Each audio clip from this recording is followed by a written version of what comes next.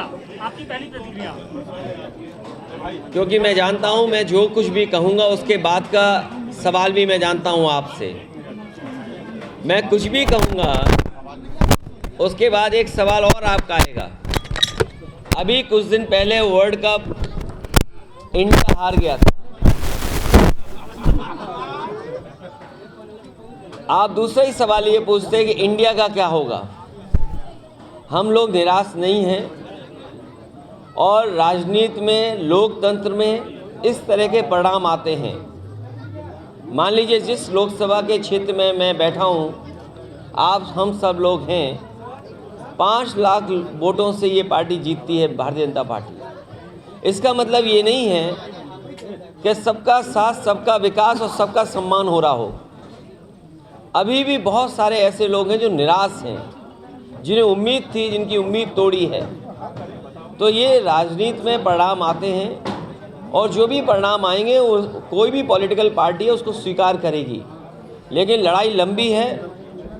इन परिणामों से हमें और जिन लोगों को भारतीय जनता पार्टी जैसी बड़ी पार्टी का मुकाबला करना है, उन्हें बहुत तैयारी करनी पड़ेगी, बहुत अनुशासन में रह करके उन चीज़ों का मुकाबला करना पड़ेगा जिस रणनीति के तहत ये इतना बहुमत पा रहे हैं।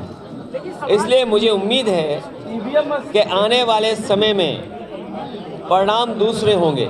ये बात खत्म हो गई, अब परिणाम आ गया, अहंकार भी खत्म हो गया। एक मिनट, अब हमारे पत्रकार साथी परिणाम नहीं अहंकार खत्म किया है। मुझे उम्मीद है कि आने वाले समय में फिर रास्ता निकलेगा, क्योंकि देश के लिए लोकतंत्र बचाना, संविधान बचाना ये महत्वपूर्ण है। और उससे भी महत्वपूर्ण ये है कि समाजवादियों का उत्तर प्रदेश में संघर्ष बड़ा है, समाजवादियों को फैसले बड़े लेने हैं। इसलिए जहाँ से बात शुरू हुई थी कि जो जहाँ दल मजबूत है उसको सहयोग दूसरे दल करें।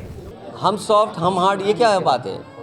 हिंदू हिंदू है, सनातन धर्म है, उसमें हार्ड और सॉफ्ट क्या होता है? मैंने अब बात आगे मत बढ़ाओ। रास्ता बहुत टफ हो गया। नहीं, वह क्या टफ है? अरे टफ ही नहीं है, घर घर बेरोजगार मांग रहा है रोजगार, क्या टफ है?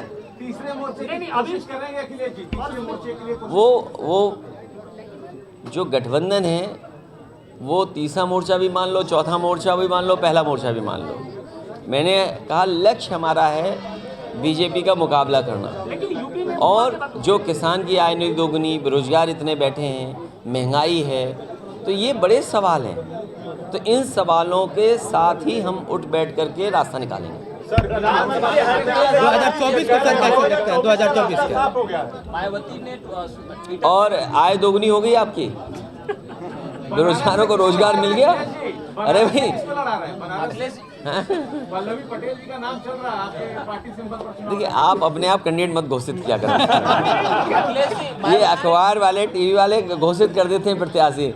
अगर आप में से किसी का मन हो तो हमें चुपचाप पर्ची दे देना। मायावती ने ट्विटर पे शेयर किया है कि ये जीत शंका पैदा अब ट्विटर नहीं है, बदल गया नाम। हाँ, बदल गया नाम। उस पर एक रिटेन में दाखिल किया हुआ है कि ये जो जीत है वो एक शंका पैदा करती है, एक तरफा जीत। कोई बात नहीं, अब इसमें हम जवाब नहीं देंगे। सर, विधानसभा सत्र में आपने जाति जनगणना का पुरजोर आवाज उठाया, क्या आने वाले लोकसभा में आपका ये देखिए, और मैंने तर्क भी दिया।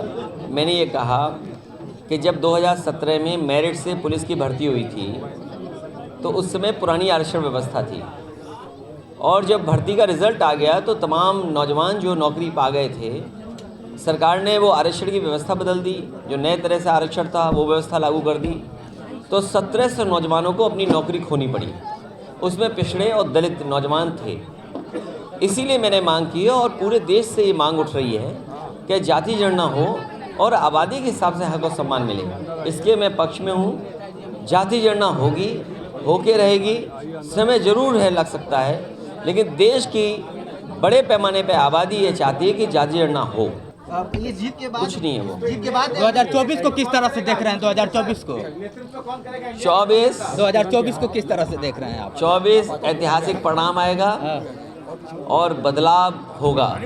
इसीलिए मैंने कहा कि किसान की आय दोगुनी नहीं हुई, आपकी महंगाई बढ़ गई, चरम सीमा पर है, और घर घर बैठा बेरोजगार, यही रास्ता निकालेगा लोकतंत्र में। जातियों में बांटने की कोशिश हुई, ऐसा प्रधानमंत्री कह रहे हैं कि इस चुनाव में मैं बहुत सीधा ये कहना चाहता हूँ कि जिस समय मंडल कमीशन का गठन हुआ है और जो लोग ये बात कहते हैं कि हम विपक्ष के लोग जाति जनगणना मांग करके या जातियों की बात करके या पीडीए की बात करके जातियों में नहीं बांट रहे हैं। जिस समय ये बात हुई कि आरक्षण की व्यवस्था कैसे लागू हो, तो जो लोग गरीबी नहीं समझ पा रहे हैं, बहुत सीधी सी बात है, जो लोग गरीबी नहीं समझ रहे हैं उन्हें मंडल कमीशन की प्रस्तावना पढ़नी चाहिए।